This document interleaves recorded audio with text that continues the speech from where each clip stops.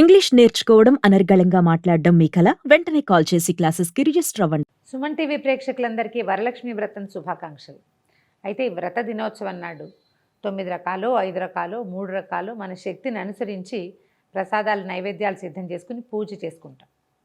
ప్రసాద నివేదన అయిన తర్వాత కథ వినడానికి సిద్ధమవుతాం. 9 పోగులతోటి 9 ముళ్ళు వేసిన దారాన్ని మనం తోరంగా భావించి అమ్మవారి పాదాల చెంతుంచి 9 గ్రంథులకి 9 ముడులు వేస్తాం కదా. ఈ 9 ముడులకి ఒక్కొక్క నామని చెప్తూ తోర పూజ చేసుకుంటాం. కొన్ని గృహాల్లో తోర పూజ పద్ధతి ఉంటుంది, కొందరిళ్లలో ఉండదు. తోర పూజ ఉన్నవాళ్ళు తోరాన్ని పూజించుకుని అమ్మవారికి ఒకటి సమర్పించి రెండో తోరాన్ని మన చేతికి కట్టుకుని ఈ కథ వినాలి. అక్షింతలు చేత్తో పుచ్చుకుని కథ వినటానికి సిద్ధం కండి. ఈ అక్షతలని మనం కథ అయిన తర్వాత అమ్మవారి మీద కొన్ని వేయటం, తర్వాత మన మీద వేసుకుని పిల్లలు, ఇంట్లో పెద్దవాళ్ళు, మగవాళ్ళు వాళ్ళందరికీ కూడా అక్షంతలు వేస్తే కథ విన్న ఫలితం లభిస్తుంది. కథ విందాం. పూర్వము శౌనకాది మహర్షుల్ని ఉద్దేశించి సూత మహాముని ఇలా చెప్పారు. మనం మొత్తం పురాణాల కాథలన్నిట్లలోనూ కూడా సూత మహాముని శౌనకాది మునులకు చెప్పినట్టుగా ఉంటుంది. వారు ఇంకో చోట విని మనకు చెప్తారనమాట. ఈ కథని మనం విని ఇంకొకరికి చెప్పాలన్నదే ఉపదేశం ఇందులోది. అయితే ఏం చెప్తున్నారంటే, మునులారా, స్త్రీలకు సౌభాగ్యాన్ని ప్రసాదించే ఒక వ్రతాన్ని పరమేశ్వరుడు సాక్షాత్తు పార్వతీదేవికే ఉపదేశించారు. లోకోపకారం కోసం ఆ వ్రతాన్ని గురించి మీకు తెలియచేస్తాను, శ్రద్ధగా వినమన్నారు. పూర్వం ఒకనాడు పరమేశ్వరుడు తన సింహాసనం మీద కూర్చునుండగా నారద మహర్షి, ఇంద్రాది దిక్పాలకులు స్తుతి స్తోత్రాలతోటి వారిని కీర్తిస్తున్నారు. ఆ మహత్తర ఆనంద సమయంలో పార్వతీదేవి పరమేశ్వరుని ఇలా అడిగింది. ప్రాణేశ్వర, మానవలోకంలో వీళ్ళు మర్త్యులు మరణించేవారు. మరణించే లోపల వారు ఏదో ఒకటి పూజా పునస్కారము, సంధ్యా సావందనము ఏదో ఒకటి చేసుకోవాలి. స్త్రీలు చాలా రకాల పనులతోటి అలసి సొలసి ఉంటారు. అలాంటి వాళ్ళకి ఇబ్బంది లేకుండా తేలికగా లక్ష్మీ సౌభాగ్యాన్ని కానీ, అఖండ సౌభాగ్యాన్ని కానీ పొందాలంటే ఎలాంటి వ్రతాన్ని చేయాలి అని పార్వతీదేవి మన కోసమే, మానవుల కోసం పరమేశ్వరుని అడిగిందట. ఆ సమయంలో పరమేశ్వరుడు ఏం చెప్పాడట, పుత్రపౌత్రాభివృద్ధిగా ఉండడానికి, తర్వాత అఖండ సౌభాగ్యవతిగా ఉండడానికి, దాంతోపాటుగా సంపదలు కూడా వృద్ధి చెందటానికి సులువైన వ్రతం ఒకటి ఉన్నదని, సకలైశ్వర్యాలు కలిగి ఉండాలంటే ఇది చేయాలన్నారు. ఇది ఎలా చేయాలట, శ్రావణ మాసంలో పౌర్ణమికి ముందు వచ్చే శుక్రవారం నాడు ఈ పూజ చేయాలని చెప్పారు. చెప్తే అప్పుడు పార్వతీదేవి అడిగిందట, ఇలాంటి వ్రతాన్ని ఇంతకుముందు ఎవరైనా చేశారా? దానివల్ల తమరు సెలవిచ్చినటువంటి అన్ని సౌభాగ్యాలు పొందిన వాళ్ళు ఎవరైనా ఉంటే వాళ్ళని గురించి చెప్పమంది. అప్పుడు ఈయన చారుమతీదేవి కథ చెప్పారు. కథ చిన్నది కానీ ఇందులో మనం తెలుసుకోవాల్సిన చాలా విషయాలు ఉన్నాయి. పూర్వం మగధ దేశంలో కుండినం అనే ఒక నగరం ఉండేది. ఇది చాలా అందమైన నగరము, బహుజనులు నివసించే ప్రాంతమట. అయితే ఈ ప్రాంతంలో చారుమతీదేవి అని ఒక సాధ్వి, ఒక ఆవిడ ఉండేది. వీడు చాలా సద్గుణ సంపన్నురాలు, చాలా బుద్ధిమంతురాలు. భర్తని, అత్తమామల్ని విశేషంగా సేవించేది.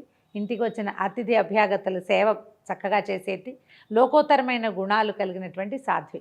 అయితే ఒకనాటి రాత్రి ఆమెకు స్వప్నంలో లక్ష్మీదేవి కనపడిచిందట. స్వప్న దర్శనం ఇచ్చి ఏం చెప్పిద్దట, నీ సద్గుణాలకి నేను మెచ్చాను, నీకు కావలసిన వరాలు ఇవ్వాలనే కోరికతోటి నువ్వు ఏ వ్రతం చేసుకోవాలో అది ఉపదేశించడానికి నీ కల్లో కనపడ్డానమ్మా. కాబట్టి నువ్వు శ్రావణ మాసంలో వచ్చేటువంటి పౌర్ణమిని కంటే ముందు వచ్చే శుక్రవారం నాడు ఈ ఫలానా వ్రతం చేసుకో అని ఈ వ్రతాన్ని ఉపదేశించింది. వరలక్ష్మి వ్రతము అని చెప్పి ఉపదేశించిందట.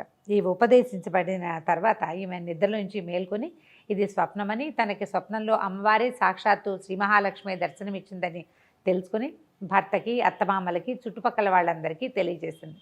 స్వప్న దర్శనాలు ఏవైనా మనకి మంచి కళ వచ్చినప్పుడు ఎవరికైనా చెప్పి దీనివల్ల ఎలాంటి ప్రయోజనము, ఇందులో నిజానిజాలు ఎంత అని తెలుసుకోవాలని చెప్తారు పెద్దవాళ్ళు. కళ వస్తే చెప్పాలి, మంచి కళ అయినా చెడు కళ అయినా. ఇది మంచి కళ కావడంతో విశేషంగా అందరికీ చెప్పిందట ఆవిడ. చెప్తే అప్పుడు ఏమన్నారంటే, శ్రావణ మాసం త్వరలో రాబోతోంది, అప్పుడు ఈ వ్రతం చేసుకుందాం.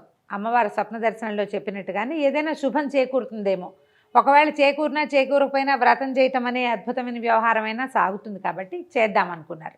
ఆ తర్వాత ఆవిడ ఏం చేశారట, 2-3 నెలల తర్వాత శ్రావణ మాసం వచ్చింది.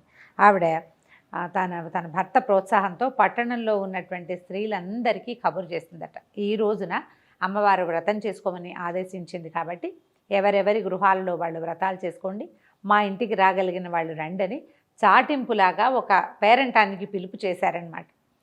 ఆమె ఇంటికి చాలామంది ఆమె యొక్క బంధువులు, స్నేహితులు, తెలిసిన వారు, చుట్టుపక్కల ఇళ్లల్లో వాళ్ళు అందరూ వచ్చారు. వచ్చిన తర్వాత వీళ్ళు ఏం చేశారట, ఈ గృహంలో ఒక పరిశుద్ధమైన ప్రాంతాన్ని ఎన్నుకొని ప్రదక్షిణకి వీలుగా ఉండేటట్టుగా చతుర్మధ్యంగా ఉండే ప్రాంతంలో గోమయంతో చక్కగా అలికి 5 రకాల రంగులతోటి ముగ్గులు పెట్టి తర్వాత పంచపల్లవాలతోటి కలశాన్ని ఏర్పరిచి అమ్మవారు వరలక్ష్మీదేవిని కలశంలోకి ఆవాహన చేసి అత్యద్భుతంగా మేళతాళాలతోటి పురోహితుల సహకారంతో వరలక్ష్మి వ్రతం చేసుకున్నారట.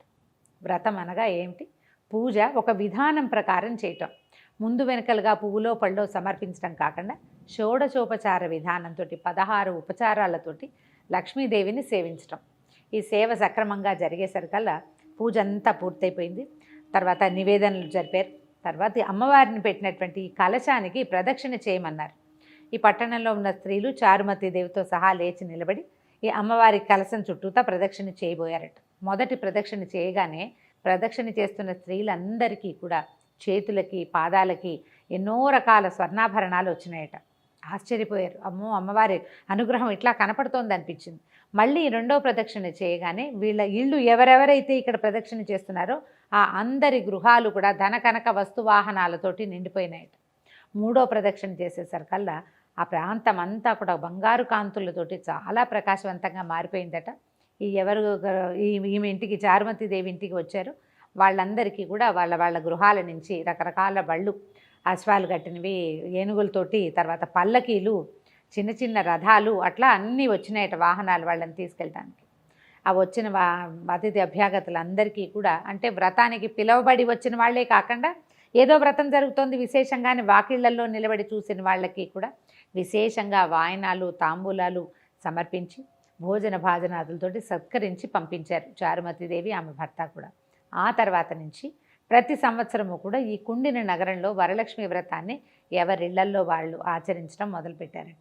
ఆ కథని పరమేశ్వరుడు పార్వతీదేవికి చెప్పారని శౌనకాది మునులకి సూత మహాముని ఉపదేశించారు. ఇందులో మనకి ఉపదేశం ఏంటంటే, ఎవరైతే భర్తను, అత్తమామలను, అతిథి అభ్యాగతలను సేవిస్తారో వాళ్ళకి లక్ష్మీదేవి కృపాకటాక్షాలు ఉంటాయి.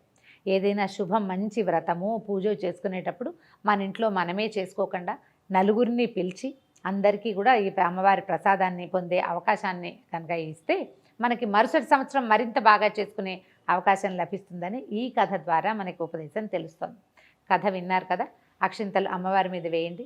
తర్వాత మిగిలిన అక్షింతల్ని కొన్ని అక్షింతలు ఉంచుకొని మన మీద, తల మీద, శిరస్సు మీద వేసుకోవటము. తర్వాత ఇంట్లో పెద్దవాళ్ళు ఎవరైనా చిన్నపిల్లలైనా ఉంటే వాళ్ళందరికీ కూడా ఈ కథాక్షింతలు వేయటం. మనతో పాటు ఉన్నటువంటి ముత్తైదువులు ఎవరైనా ఉంటే వారికి అమ్మవారి పేరుతోటి ఒక తోరాన్ని, వాయనాన్ని సమర్పించి వారి ఆశీర్వాదాలు తీసుకోండి.